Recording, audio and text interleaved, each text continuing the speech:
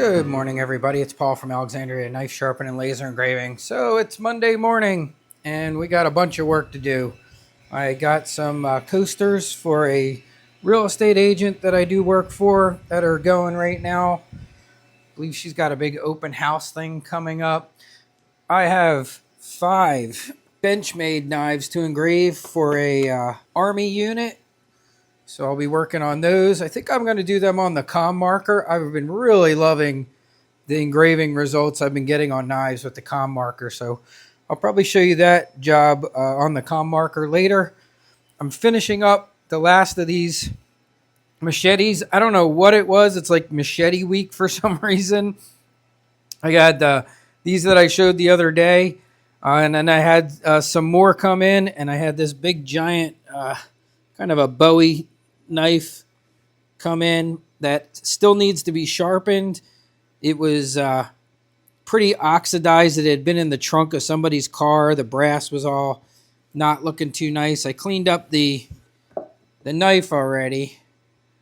Give it a little bit of a polishing. Didn't go too crazy, but it does need to be sharpened. And I treated his leather with some Renaissance wax. But I have to do the final sharpening on that. And then I just had a chef drop off, a chef's roll, so I got that. I have these 2 big knives I have to get to that the person wanted the swedges in the back sharpened because they weren't. They didn't want anything else touched except for some scratches taken out. I think you can still see a couple of them there. So I'm going to take these to the jewelry buffers and try and get the rest of those scratches out. These were actually a lot more scratched up. I've been working on these over a couple days already. And what else do we got here? Then we got another set of kitchen knives. And I got 2 more that are supposed to be coming in today. But pretty typical Monday. And the weather is finally breaking. It's supposed to go up to like 50s today outside. We got sunshine, so that's good to see. And I have another small set here of some 3 knives. I was just getting ready to start doing these. So I got a little bit of everything going on in the shop this morning. And that's what kind of happens on a lot of days. And the more you do, you can have these days where it's like, some laser engraving, some knife sharpening, some restoration work. But that's how I like it. That's how I like to work. It keeps it interesting and fun for me. And I love when the laser engraving jobs come in. They're actually my favorite stuff to work on because I get to sometimes be a little more creative with some of that stuff. But all is good. And so this is a typical Monday morning. And I will show you a few pieces of each one of these jobs as I bang through today's work and knock everything out. So first up is this 3 knives, kitchen knives that someone dropped off. We got 2 Wusthoffs and an Oneida. They don't need a lot of work. They're in pretty good shape. They're a tiny bit oxidized. So I'm just going to clean them up just a tiny bit. Starting my jewelry buffer over here. And I just want to touch these handles and the metal just a tiny bit. Just to give it a little bit of polishing. They're just a tiny bit oxidized. So this will not take long at all. And that's just some white rouge, which you can use on handles too, even though I have handle polish that I really like. The handle polish just has a little bit more oils, I guess, and polymers in it that make it good for wood and plastics. You can get away totally fine with almost all. They're all very similar unless you start getting into the really unique metal ones. But you don't have to go crazy. You will see people, and I started out that way. In the very beginning, I used to keep them all separated and keep all my mop heads separated. But you eventually realize some of them work fine together. So that's done. Just giving it just a quick buffing. Make that plastic look good. Get a little bit of this oxidation off of this metal. So you're going right back to the white. The white's a little drier, and I find what it does is it kind of knocks off the greasier one, which I use for the handles and the plastic. But I just don't find that, I don't have to take a rake to it every time. I take the rake to it when I see it getting dirty. And when they're in real good shape, like these are in pretty nice shape, as you can see, I won't even take it to the radial discs. All I'm doing is just a quick buffing. And that's it. And then I'll clean them off at the very end. And same with this. This is in real good shape. It just needs a little bit of shining up. And this is my favorite way to do it, which is before any sharpening. That way I don't run any risk of dulling the knife after I've sharpened it. And I clean them at the very end. I spray everything up and wipe it off. So now onto the sharpening.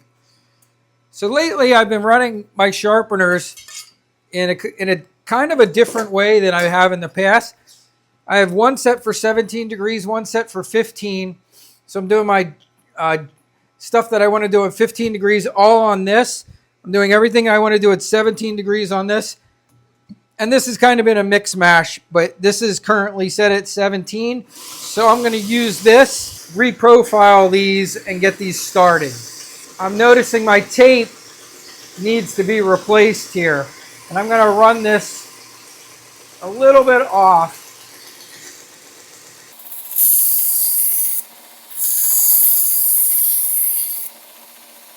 Yeah, this knife's pretty chipped up. A little bit more than I realized until I got it up against the belt.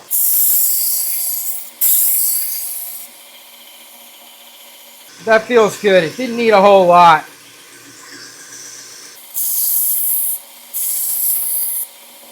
No burr yet. Same. These are all pretty heavily used knives.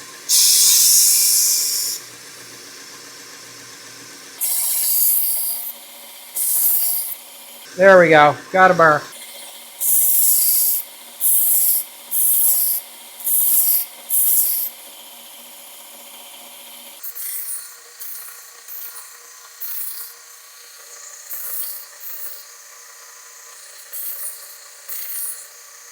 Got a burr. Tip needs a tiny bit of work. But it's so close, I think that the regular sharpening is going to take care of it. All right, so now we're moving on to our 17 degree.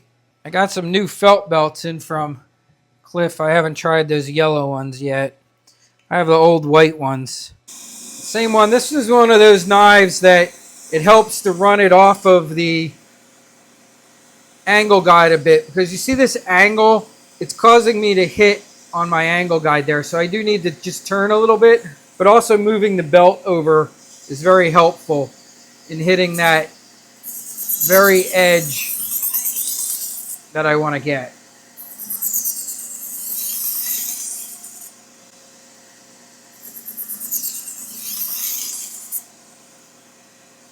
And that feels good. Just going to bring it back to this side. Same thing over here. A little easier on the left side because I can come off a lot more than I can on the other side. There's things that you run into usually on one side. That feels good. Now on Wusthoffs, it's generally not a problem. This part goes straight up and down. So I'm going to center this a little bit more back on its platen.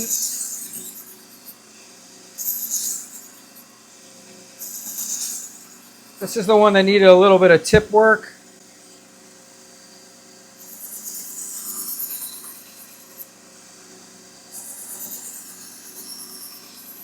Just a tiny bit. This might have got dropped a small distance. There's a little bit of stuff going on here in this tip. It's not terrible, but it's enough that I'm just going to address it a tiny bit. So I'm going to do a little tip work here. little extra strokes here on that tip until I see that straightening out there. Yeah, that's what I think happened here. I think this might have got dropped.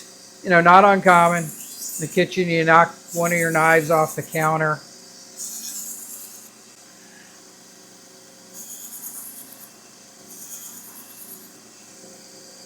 Yeah, it's getting close.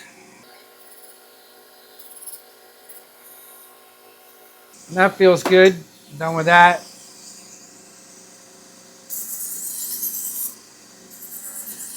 I love these little Nakiris that Wusthof has. It's like a miniature one. Instead of being a full-size Nakiri, it's only about, 4 or 5 inches, this blade here. My wife would love this knife. She loves Nakiris, but she doesn't have a little tiny one like this. I might have to get her one of these smaller Wusthof Nakiris. A Wusthof ref not that long ago gave us a Wusthof paring knife of this same exact set, and it's the classic Icon, and man, she loves that paring knife. Now I'm simply gonna throw on my A16 for like 1 or 2 strokes on each one of these, and they'll be done. Then we're just gonna hone them. Someone asked the other day, they asked the question, well, I had talked about the angles and that the last one you finish on needs to be the highest angle. And they were a little confused. They thought I was adjusting the angles every time. And that was if you were doing a series of machines. So if I was going to do a 120 on here, an A30 on here, and an A16 on here, if they're all set at 17 degrees, but they're in the tenths, they're off a little bit because it's tough if you're not using a little wedge. If you're using like a digital angle guide, you might see that one's higher than the other. You want to make sure that your highest angle, so let's say this was 17.1, this was 17.2 and 17.3. The 17.3 should be your very last one that you sharpen on. Your highest angle should always be last. You wouldn't want to go 17 even to 17.3 and then back to 17.2 and finish there. That's not going to give you really great results. You always want your highest angle to be last. But I've also found that it's actually really nice if you just work on the same machine the whole time and just change your belts out. You won't go through that at all. You don't even have to worry about it. The only thing you have to do is change the belts, because your angle guides is exactly the same. So that's one nice thing about, a lot of guys see, like, I have multiple machines, and they'll be like, they might think like, oh, I got to go get multiple machines. You really don't. And there are advantages to being on that same machine all the time. And one of those advantages that you don't have to worry about your angle being off even a little bit if you're on the same plat and same machine and just changing belts out.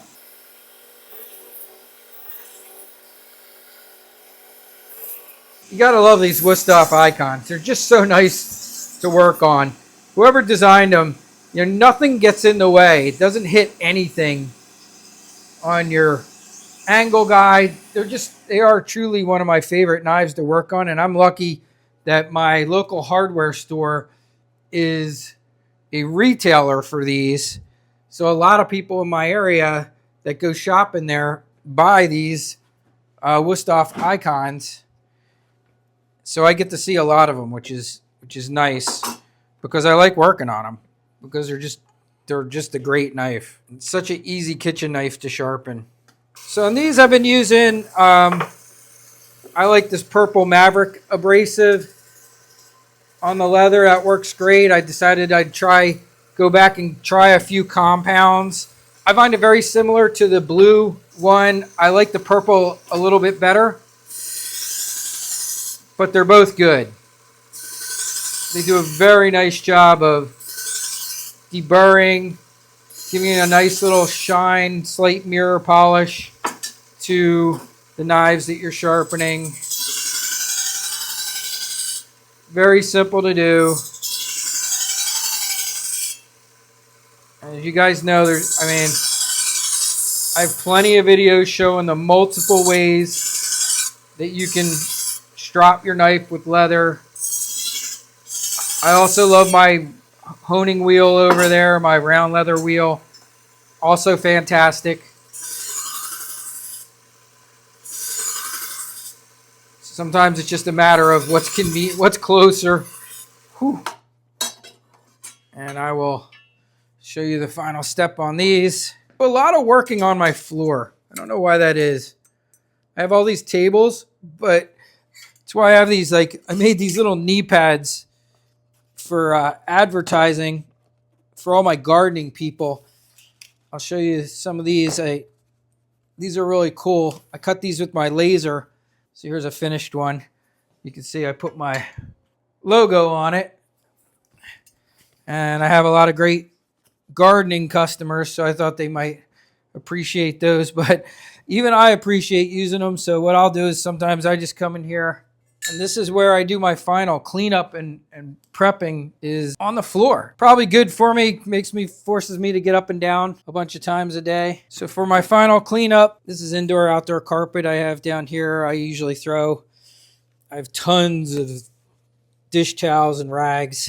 So I just throw these down, put the knives on there, give them a quick shot of Lysol surface cleaner because I want to clean off all that polish and stuff that I did in the very beginning. So I give these just a quick wipe down so they're going back clean. You can see all the crud that comes off from the polishing. This is the one part I'd tell you, like, be careful. Sometimes the waxy stuff can be a little resilient and want to stick on your blade there. I've also found, and I've shown this many times, that Goof Off household cleaner works really good for getting compound off. If you notice that it seems like it's like stuck on there, for some reason it's really good at breaking up waxy things. And a lot of those compounds are, waxy and oily, and takes off Sharpie, takes off everything. All right, so those are looking nice and shiny. Here's some Uline catalog. And like I said, and I've shown many times, I always test everything. Push cut. That Akiri's in great shape. Let's check this. Regular kitchen knife, same thing. Push cutting beautifully. That looks great. And then our Wüsthof. And same thing.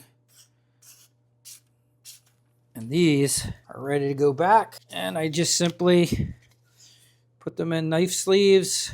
I save little pieces because sometimes you find oddballs that will fit really well. Like this fits that little Nakiri real well. So I didn't waste that little chunk. So I will keep some of those around. Wrap them up in plastic, like pressure wrap plastic from Uline, which I'm always looking for the first 5 minutes in my shop because I move it around too much. If I would keep it in the same place, I wouldn't have to look for it constantly. Ah, here it is. So here's the person's case. You can see we got their name. This is the towel that they sent their knives in. So what I do, rewrap them up for them in their towel so that they get their towel back. Because I have my customers just drop their knives off rolled up in a towel. I take the plastic, wrap it around a couple times. Now these are nice and safe for them to go back into their car. And then a lot of times I'll also do this. I take the whatever they use to put their name on there, and sometimes I put it on with a rubber band, and other times I wrap it. Usually I keep these though, so I'll pull this out, typically use it so that I can reach out to them in a few days to request a review and make sure they're happy with everything. And these knives are done. So when it's time to let them know their knives are ready, I have some pre-populated things in my phone just to make these things go faster for me. And what I'll do is I'll start a new message, Usually I'll use voice command because I'm that lazy and I will just read the phone number off. So I'm going to do that now. I put in their name and then I have some pre-prompted things built into my phone because I hate writing 9 million of the same text messages. So when I hit ZZ on my phone, you'll see I get a message that's all filled in and it just says, "Hi Matt, it's Paul from Alexander Knife Sharpening Laser Engraving. Your knives are ready for pickup. Your total is," then I just go right into the message. I change the amount in there. And it says if you make payment by Zelle or cash, you can deduct $2 off this amount. And then it has all the payment information and how to go about paying me on there. It's that simple. Then I just send them the message. I also have one for my hours of operation. So a lot of times I will send them what my hours for the week are in a separate text right under it. And that way they know when I'm available. Then this rack over here is where I put my pickup jobs. And you can see these are all jobs that are waiting for people to come and pick up their knives. I used to keep them in the cases, but I get too many jobs in now that when something's done, I just wrap it up and have it ready to go. That way I'm not using up cases just waiting for people to come and get work, because the cases help me stay very organized in my shop. All right, so the first round of coasters are done running, and let's just check them out. They look good. The only thing I have to check, I think before she had me put her number on the back side, so I might have to do another side to that, but that looks good. She wanted 6 of these, so I got to do 2 more, so I'm going to add 2 more in here and get that job rolling. All right, guys, I am on to the laser engraving job. I have all these Benchmades to do. We're putting this pretty cool logo, this military logo on these. It's a military unit. We are underway with this, so I'm already all set up here. I am doing these on my Commarker. I'm going to show you this real quick. So this is a jig that I made from an old laser level that I had where the laser would sit on here, and you'd use this to level the laser. But it works out really great for knife engravings, I've found. So basically what I do, I have a magnet down there, and you'll see I attach the knife to the magnet and I make sure that it's sitting nice and level. Now when you're doing knife engravings, one of the most important things is that it's level. It's such a small surface, but if you are off on your leveling, because keep in mind you have an angled bevel, so this would naturally be pitched down. So you can see how much I have these cranked up in the back to level this out. And you can see that's dead level going this way, and then front to back, same thing. I want to be on this part that I'm engraving, but that's good. You know, it doesn't have to be absolutely spot on perfect, but really, really close. The closer you are to being level. And then you want to make sure you take your focus point from the highest point. So I'm just double checking all these. 259.4 is just about perfect because I am also doing what's called defocusing here by 4 millimeters on this machine. Gives me the best results. I want to make sure that this is 4 millimeters higher, and now I'm just going to line this whole thing up, and I use all the lines on the knife, so I want to be equal with the S30V, but I'm coming down to this ridge, and I don't want to get into the primary bevel, so I want to be just before it, and that right there looks good to me. One more quick check just to make sure everything's still in focus, and that looks good. And on this one, I'm gonna do 2 passes at opposite angle increments. So one will be at a positive 45 degrees, and the second one will be at a negative 45 in just the opposite direction. And it should just give us a very nice, deep, rich black mark on this knife. And you can see we're underway, and you notice there's no noise other than me talking. You don't hear the normal screeching or sparks, and that's what the defocusing does. Defocusing gives you a very nice black mark, but it doesn't do as much cutting into the surface of what you're engraving. So if you don't want to feel that those burrs from the cutting, defocusing will give you the darkest mark that you can get if you figure out the proper defocusing distance for your particular laser. And that looks really good. And it's such a tiny little logo. It's really a really cool logo they made. It would be really awesome like on a cup or something a little bit bigger. I mean, it looks really cool on here, but it is so tiny. But it's a really cool logo. And that's it. That pass is done. And that looks really good. And now all I have to do is take this off and then clean this one up too. So I just release it off my magnet. I don't mess with too much there because I got 2 more knives to do. And I'll just show you. There we go. So now all I got to do is just get in there. There will be a little soot even when you defocus. There will be a tiny little bit. Not a ton, but a little bit. So it's always good to clean it. And then my favorite is Renaissance wax. And this is always amazing to me too. Sometimes the whatever soot is there will come off with the Renaissance wax. But I'll just put a little bit of Renaissance wax in there. These guys have something to do with night vision technology is what these guys work on in this unit. All right, grabbing another brand new Benchmade. Absolute beautiful day here today. It's the first day we've had in the 50s in a long time. I think it's about 54, 55 right now. It's sunny. My dog was so happy to be outside. I'm actually wanting to open my garage doors up. I think I'm going to open them up around 3 or so and blow a lot of the winter dust and stuff out of here.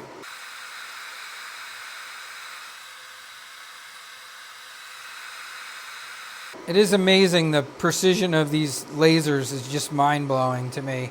How tiny they can write. They can write so small that you can't even see it without magnification, which is pretty cool. All right, so now I just got to do the names and then this job will be done. It's always best to make people write stuff out so that you know you're getting it exactly how they want it. And the other reason for that is, if there's a mistake and it was something that they spelled wrong or did, put somebody's name different than what it should be, at least you have something to show that like, hey, this is what you asked for and this is what I gave you.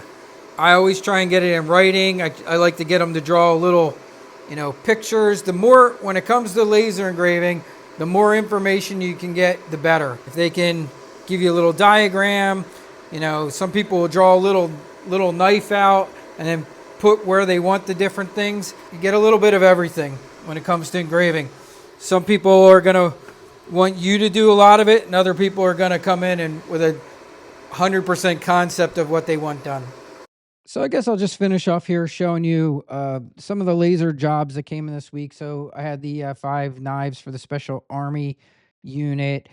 Another thing I like to do when a good customer comes in and brings in a job like this, which this person brought in 5 Benchmade knives to be engraved, I will often make that person something just for them. And that's what I did here. That I made him a bottle opener with the logo that he had put on the knives and a personalized one for him. And this doesn't cost me much at all. I buy these in bulk and they only cost me literally about $1.25 each. Then, with the recent offer for the government for a lot of these people to take retirements early, I've got a big influx of special agents that seem to be retiring in the area. This Benchmade was for the Department of State, and then I had another one come in, and it was for the Office of Inspector General, another special agent who was retiring, and that one was for a Yeti tumbler. So you just never know what you're going to get in. It can be a variety of things. One thing you do need to be prepared for when you start laser engraving, it's not uncommon that people are in a kind of a bit of a rush to get things back. 2 to 3 days is very common.